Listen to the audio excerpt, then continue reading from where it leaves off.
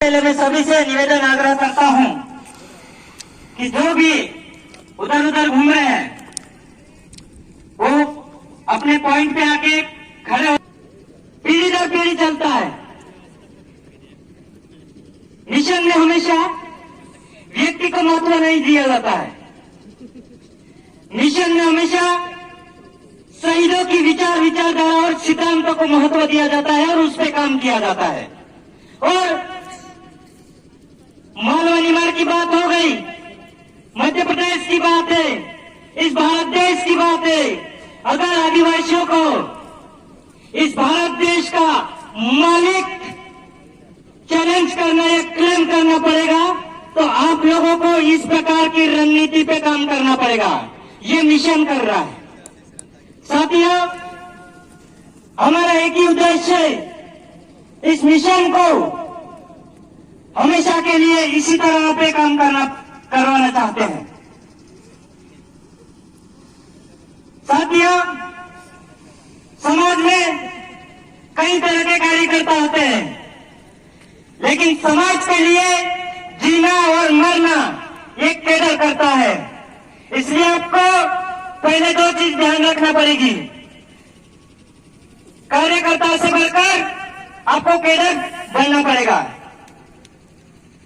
समाज में सामाजिक क्रांति लाने के लिए आपको सामाजिक मिशन चलाना पड़ेगा, जो मिशन मध्य भारत आदिवासी बचाओ आंदोलन बिरसा ब्रिगेड कर रहा है।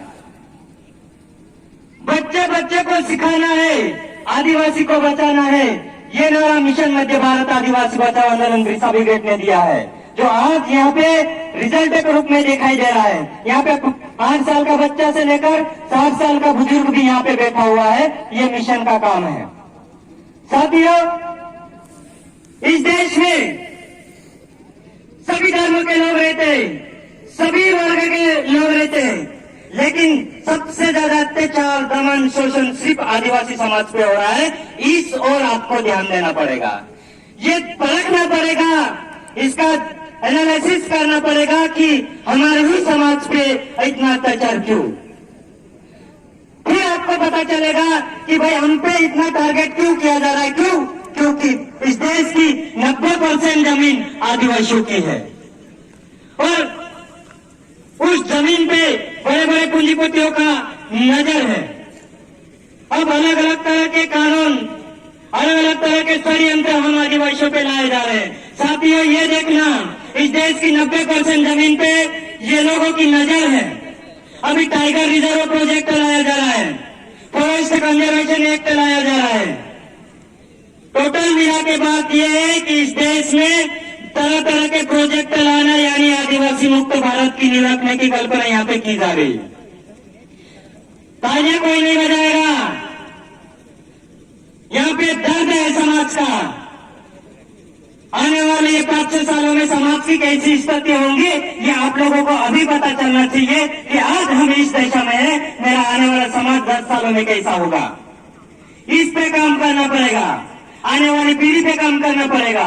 टंट्या भील, बिरसा मुंडा, राघोजी भांगरे, इन्होंने उनके लिए काम नहीं किया, उन्होंने आने वाली पीढ़ी के लिए काम किया। इसलिए अपन यहाँ पे बैठे हैं, नहीं तो यहाँ पे बैठने का अधिकार भी अपना नहीं था। ये हमारे क्रांतिकारियों ने किया, लेकिन हम हमारे आने वाली पीढ़ी के लिए क्या करेंगे, ये हमको तय करना है।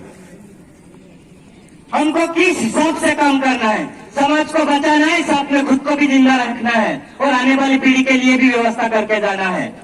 ये जिम्मेदारी आप लोगों पे आके अटक गई है। जब समाज के जो क्रांतिकारी थे, शहीद थे, उन्होंने अपने समाज के आने वाली पीढ़ी के लिए काम किया, जल जंगल जमीन बचाने के लिए काम किया और तमाम प्रकार के अधिकार दिलवा के वहां शहीद हो गए। खून की नदियां बही हमारे शहीदों की, लेकिन आज हमने उनको भुला दिया, इसलिए हमारा समाज एकजुट नहीं है। जिस दिन शहीदों को याद कर लोगे, उस दिन हमारे संघर्ष को आपको वो सामने आ जाएंगे। मैं हमारे आदर्श मालिक, मिशन के गॉड, चालक पालक मालक आदरणीय सतीश नाम दादा हमारे बीच में उपस्थित है। आगे वो मार्गदर्शन करेंगे हमको। उस उपलक्ष्य में मैं अपनी बात को यहीं विराम करता हूँ और 2 लाइन कहूंगा। मुल्क पर राज तुम्हारा है इसका मतलब यह नहीं समझना कि मुल्क तुम्हारा है। मुल्क पर राज तुम्हारा इसका मतलब यह न समझना कि मुल्क तुम्हारा है। अरे दफा नहीं पीढ़िया हमारी, जहाँ पर घर तुम्हारा है, जहाँ पर घर तुम्हारा है। जय आदिवासी, जय बिरसा। बहुत बहुत आभार।